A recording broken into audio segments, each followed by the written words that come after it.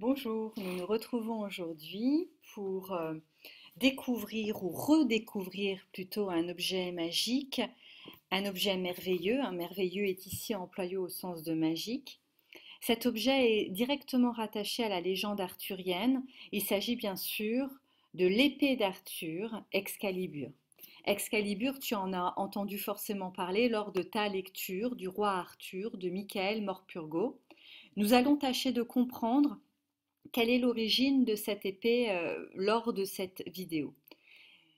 Avant tout, sache que les documents que j'exploite ici, tu peux les retrouver très facilement sur la Bibliothèque nationale de France.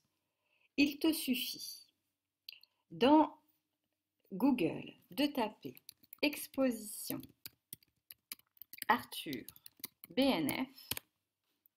Tu as plusieurs propositions. BNF, la légende du roi Arthur, exposition virtuelle. Tu cliques sur le parcours enfant, on va te proposer une exposition virtuelle, illustrée et surtout commentée. Tu verras qu'elle est très intéressante et très facile d'accès, tout à fait adaptée à ton âge.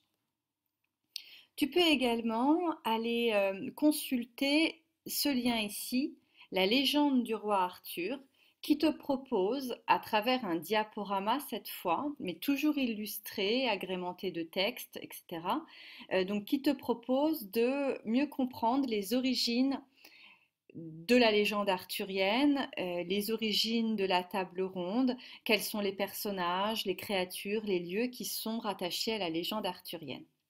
Donc voilà pour l'exposition que propose la Bibliothèque nationale de France et qui peut compléter le travail que nous ferons en classe, que nous faisons en classe autour des chevaliers.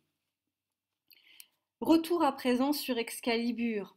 Donc tu le sais sans doute, dans les récits de chevalerie, les épées sont forcément très fréquentes puisqu'il y est surtout question de combat, de démonstration de sa force physique, par exemple. Euh, Ces épées sont souvent magiques. Elles sont même parfois douées de volonté, c'est-à-dire qu'elles vont choisir elles-mêmes les chevaliers dignes de les porter. Qui est exactement Excalibur? Son origine, sa naissance est entourée de mystères. Il y a plusieurs interprétations.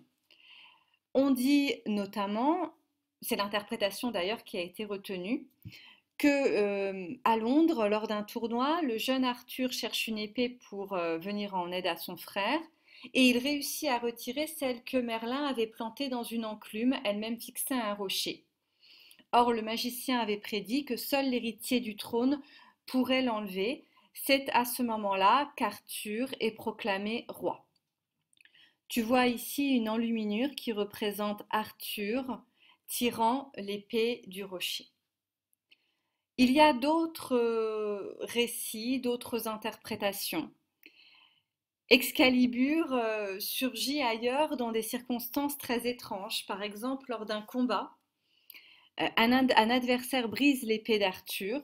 Merlin sauve le roi, le conduit au bord d'un lac. Une main tenant une épée sort de l'eau. On apprend peu après qu'il s'agit d'Excalibur. On dit aussi que c'est la dame du lac, Viviane, qui l'a remise à Arthur. Sa main merveilleuse, sa main magique, est sortie des profondeurs de l'eau. Donc c'est la main de Viviane qui porte l'épée. Donc ces interprétations d'une épée sortant de l'eau sont notamment retenues par un film que tu connais peut-être qui s'appelle Excalibur. Donc là, on voit clairement une épée tenant une main, pardon, tenant une épée sortant de l'eau. Il s'agit d'un lac ici.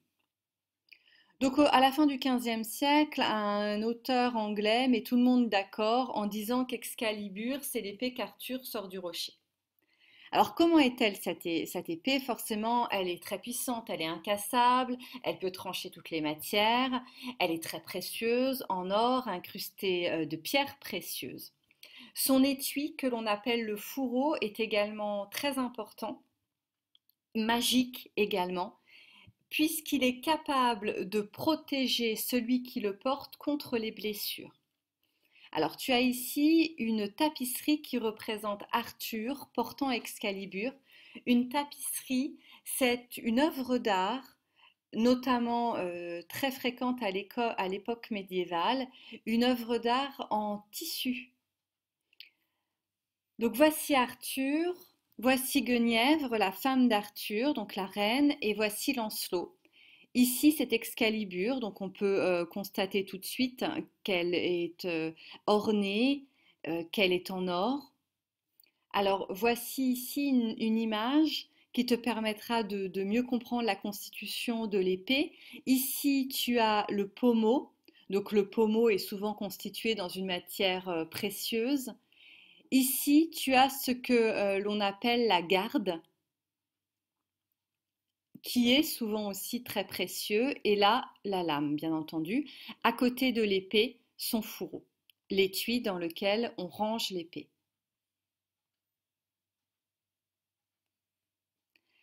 Comment Excalibur disparaît-elle? Après une bataille qui l'oppose à Mordred, Arthur est blessé mortellement. Quasiment tous les chevaliers de la table ronde sont morts et le roi sent qu'il va mourir. Il ne veut pas qu'Excalibur tombe entre les mains d'un homme qui ne la mérite pas. Tu le sais, le chevalier est avant tout un homme d'une grande valeur morale. Donc, pour éviter qu'Excalibur tombe dans n'importe quelle main, il demande à l'un des chevaliers survivants de la jeter dans un lac. Donc, tout d'abord, ce chevalier est réticent, tout de même, une arme si puissante, symbole du pouvoir, il pourrait paraître assez idiot de s'en débarrasser. Finalement, elle est bien jetée à l'eau. Et c'est alors qu'une main sortant de l'eau se saisit d'Excalibur. Excalibur disparaît alors et Arthur meurt.